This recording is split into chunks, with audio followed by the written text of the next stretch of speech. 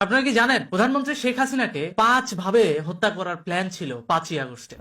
আপনারা যে পালিয়ে যাওয়ার ভিডিওটা দেখেন না, এই পালিয়ে যাওয়ার ভিডিওটা কে ভিডিও করেছে বলেন তো? এটা ভিডিও করেছে আসিফ নজরুলের ভাড়া করা স্নাইপার, যে কিনা এসএসএফ এর চাপে ওই সময় শেখ হাসিনাকে গুলি করতে পারেনি।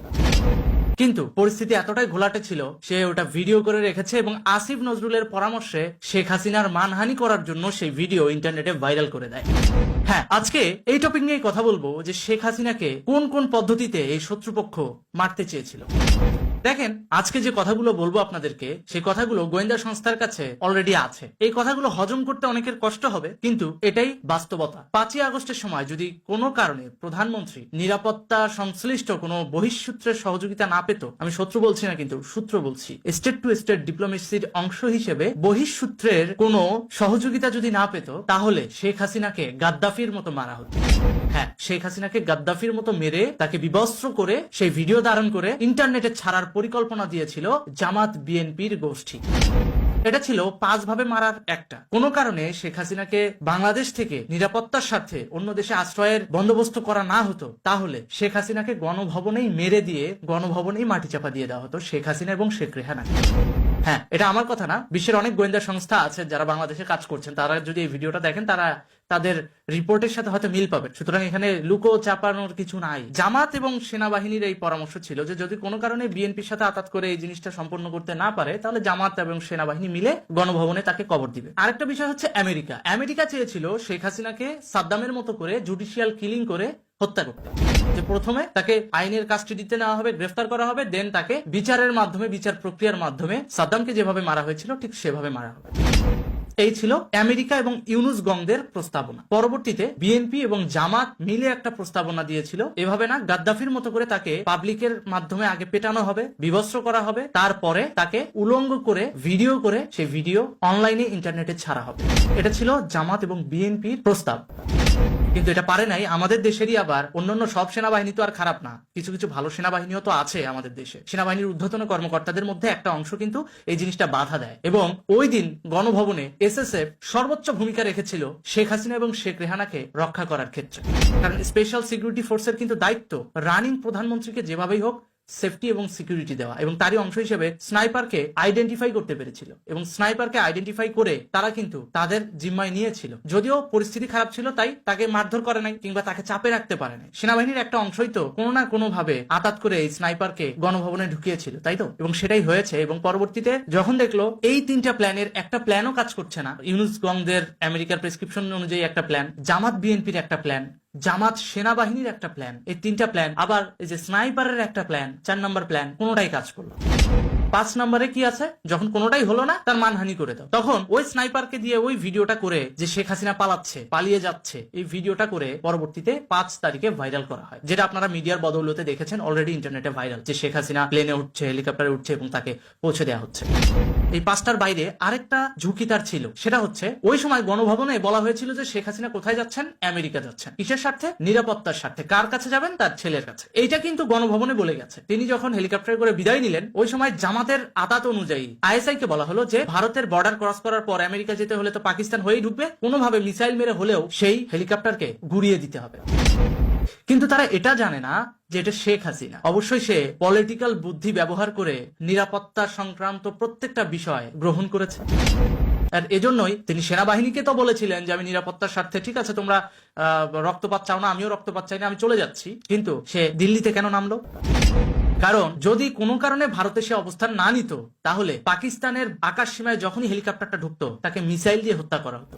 5 ভাবে শেখ হাসিনাকে মারার পরিকল্পনা দেশে হয়েছে, এবং এর বাইরে বহিঃসূত্র ভাবে যদি কোনো কারণে শেখ হাসিনা বেঁচে যায়, আমেরিকা যাবে তার ছেলের কাছে, যখনই পাকিস্তানের আকাশ সীমা অতিক্রম করবে, তখনই যেন তাকে মিসাইল দিয়ে ঘুরিয়ে দেওয়া হয়। আর এই টোটাল পরিকল্পনার পিছনে ইউনুস, আসিফ, এই গ্যাংরা তো ছিলই, সাথে জামাত এবং লেজুর ভিত্তি হিসেবে বিএনপি ছিল। তো এই যে জামাত, বিএনপি, ইউনুস গংরা এত পরিকল্পনা করেও শেখ হাসিনাকে মারতে পারলো না।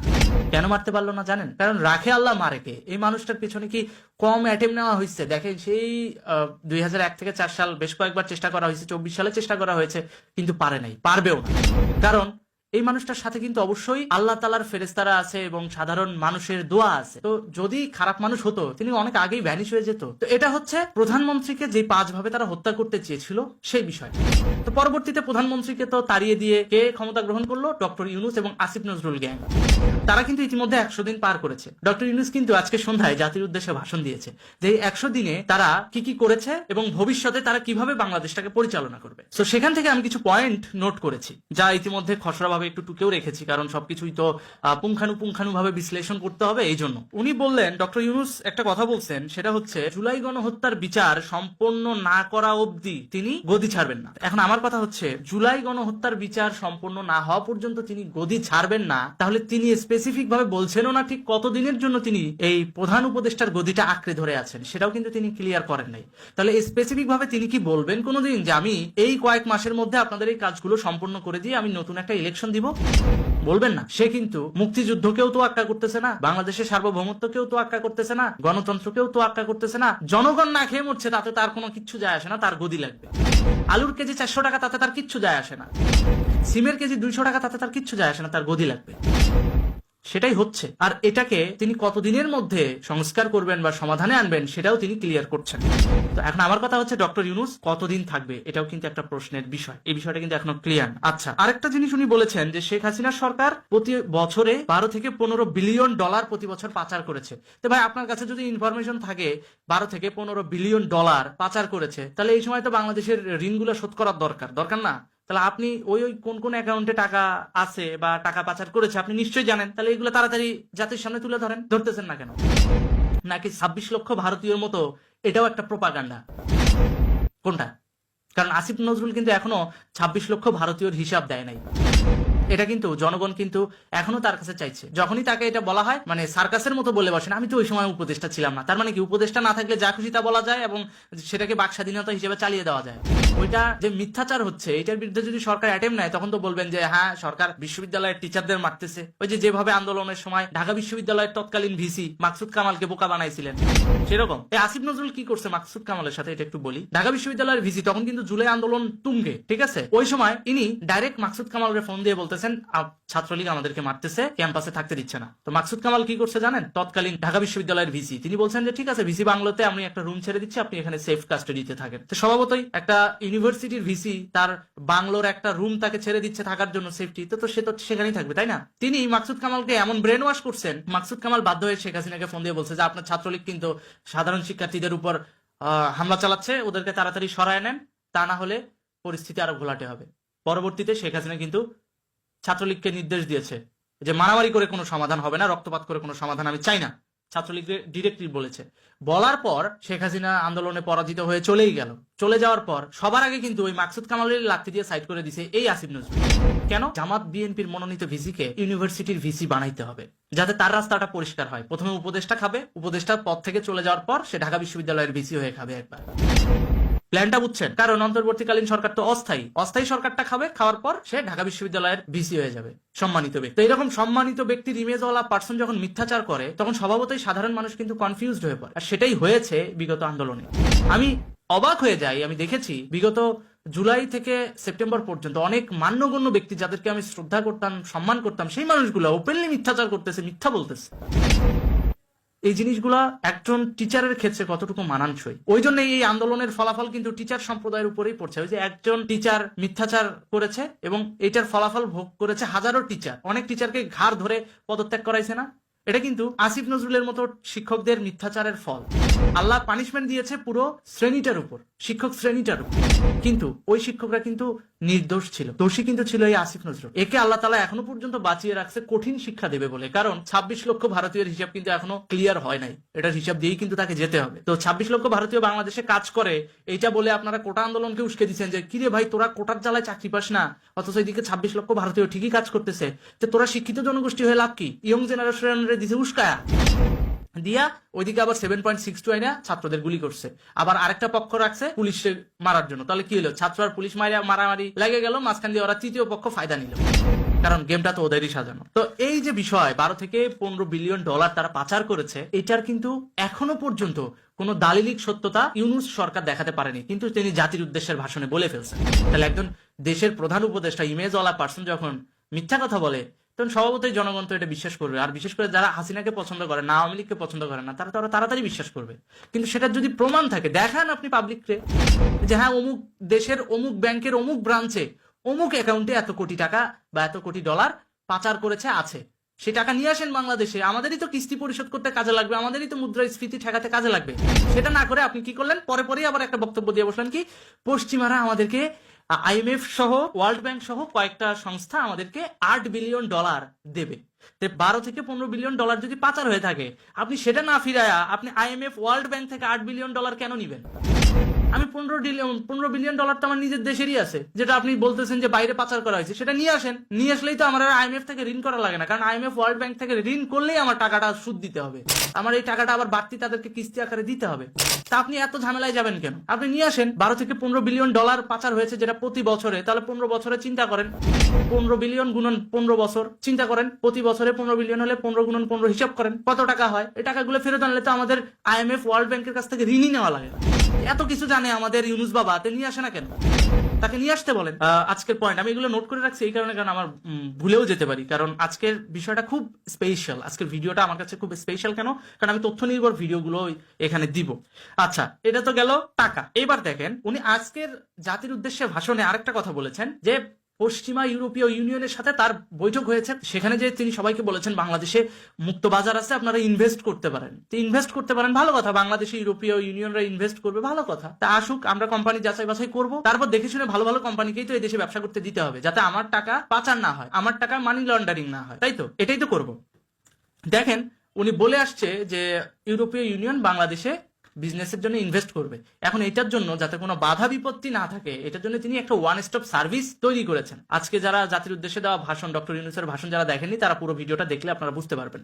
তো ওখানে উনি বলেছেন যে বিনিয়োগকারীদের বিনিয়োগ সংক্রান্ত চ্যালেঞ্জ মোকাবেলায় তারা আন্তঃমন্ত্রণালয় কমিটি করেছেন এবং সেটা ডিজিটালি এক্সিকিউট হবে। অর্থাৎ আপনি ডিজিটালি একটা ফর্ম ফিল আপ করবেন যে আমি আপনার দেশে ব্যবসা করতে চাই, ফর্ম ফিল আপ করে ডিজিটালি একটা অ্যাপ্রুভাল নিয়ে আপনি চলে আসতে পারবেন। আপনার যাচাই বাছাইয়ের দরকার নেই। এখন আপনি ড্রাগস কোম্পানি না, এখন আপনি আইটির আড়ালে আপনি মানি লন্ডারিং এর ব্যবসা করবেন, হুন্ডির ব্যবসা করবেন, এটাও আপনার দেখার দরকার নেই। আপনি বিনিয়োগ করবেন, জাস্ট একটা ফর্ম পূরণ করবেন, ওয়ান স্টপ সার্ভিসে ফর্ম পূরণ করে আপনি চলে আসবেন। যাচাই বাছাইয়ের কোনো দরকার নেই এই জায়গায়।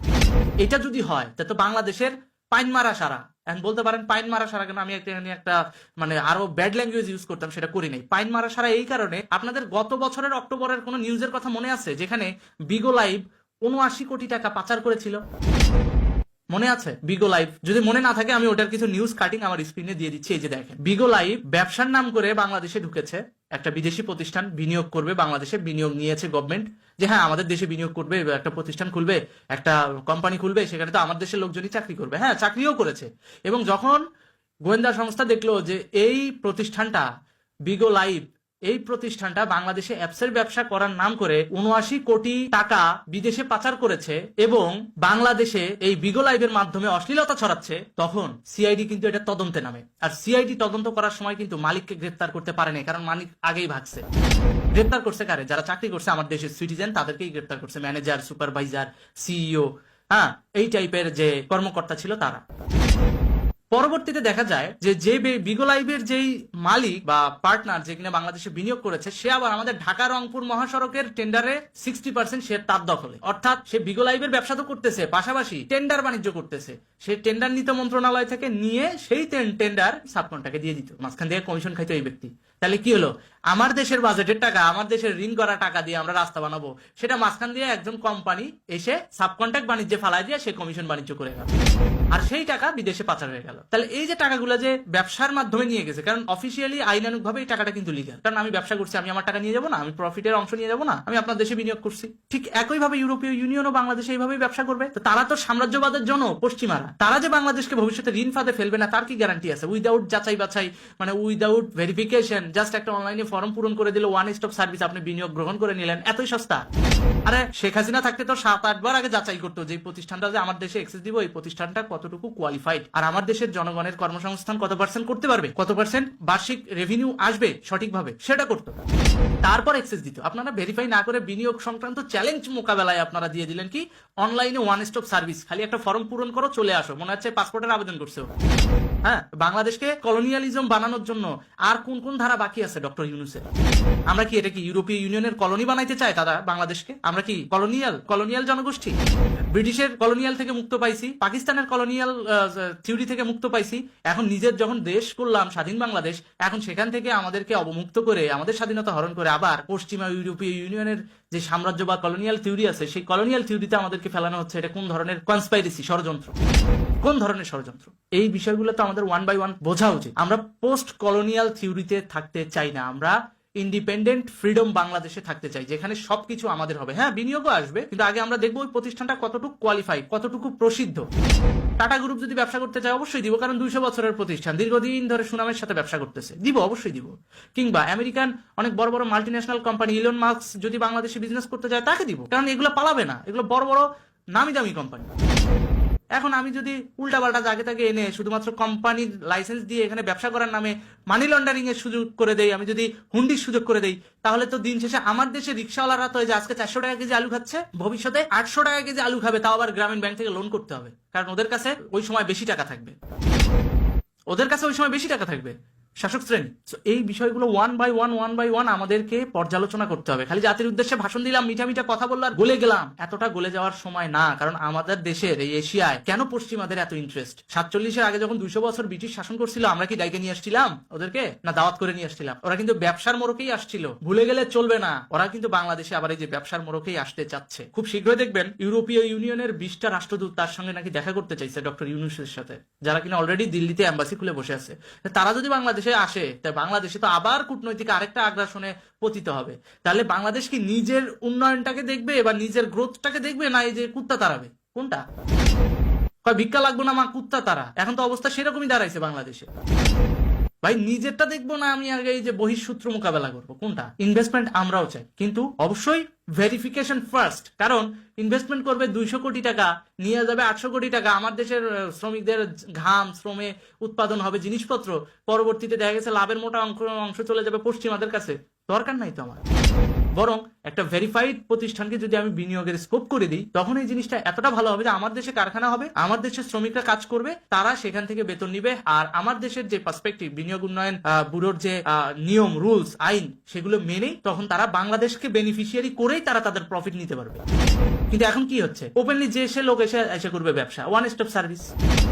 এই ওয়ান স্টপ সার্ভিসের নামে নটাঙ্কি চলতেছে বাংলাদেশ, আর এই নটাঙ্কি বন্ধ হওয়া উচিত। এই সাকসেস যদি বাস্তবে রূপান্তরিত হয় তাহলে বাংলাদেশের জন্য বিশাল ক্ষতি। সেটা এখন দেখতে পাচ্ছেন আপনারা, আলুর কেজি কিন্তু 400 টাকা। তো ওই যে টেম্পু তারেক যে আছে না, টেম্পু তারেক যে সবসময় বলে ভারতীয় পণ্য বয়কট করুন, এখন ধরেন ভারতীয় পণ্য বয়কট আমরা করে দিছি, ভারত থেকে আর আলু আসবে না, তা আলুর দামটা কমান। এখন তো শেখ হাসিনা নাই, এখন দাম বাড়ছে কারা, বাড়াচ্ছে কারা? এখন তো আওয়ামী লীগ নাই, যুবলীগ নাই, চাঁদাবাজ কেউই নেই, তাহলে এখন দাম বাড়ছে কেন? জিনিসপত্রের দাম বাড়াচ্ছে কে? এটা নিয়ে কথা বলেন। আর ওই যে ভারতীয় পণ্য বয়কট করা টেম্পু তারেক, গণ অধিকার পরিষদের একাংশ নেতা, টেম্পু তারেকরে ধরেন, যে জিনিসপত্রের দাম কমা, যেখানেই পাবেন সেখানেই ধরে বসেন। এখন তো আর দেশে শেখ হাসিনা নাই, এখন তাহলে সিন্ডিকেটটা করছে কারা? ধরেন তাদের। আর এই নটাঙ্কি বন্ধ হওয়া উচিত।